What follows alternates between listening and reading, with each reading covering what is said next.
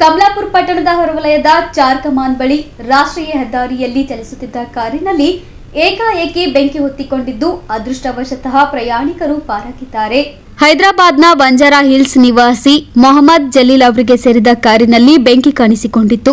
ಕಲಬುರಗಿಯ ಮಿಲ್ಲತ್ ನಗರದ ಮೊಹಮ್ಮದ್ ಖದೀರ್ ಪಾಷಾ ಹಾಗೂ ಸಂಘಟಕರು ಸೌದಿಗೆ ತೆರಳುತ್ತಿರುವ ಹಿನ್ನೆಲೆ ಅವರನ್ನ ಹೈದರಾಬಾದ್ನ ವಿಮಾನ ನಿಲ್ದಾಣದ ಬಿಡಲು ಚಾಲಕ ಸಮೇತ 5 ಕಾರ್ನಲ್ಲಿ ತೆರಳುತ್ತಿದ್ದರು. ಕಮಲಾಪುರ ಬಳಿ ಏಕಾಏಕಿ ಬೆಂಕಿ ಕಾಣಿಸಿಕೊಂಡಿದ್ದು ತಕ್ಷಣ ಎಲ್ಲರೂ ಕಾರಿನಿಂದ ಕೆಳಗಿಳಿದು ಬಚಾವಾಗಿದ್ದಾರೆ.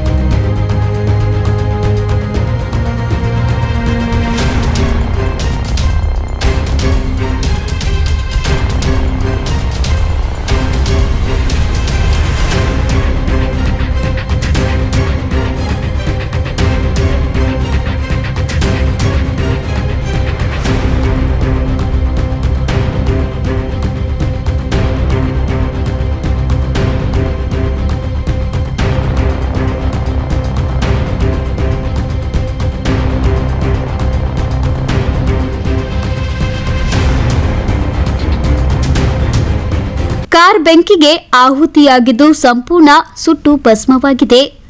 Bureau report in Gulbarga news.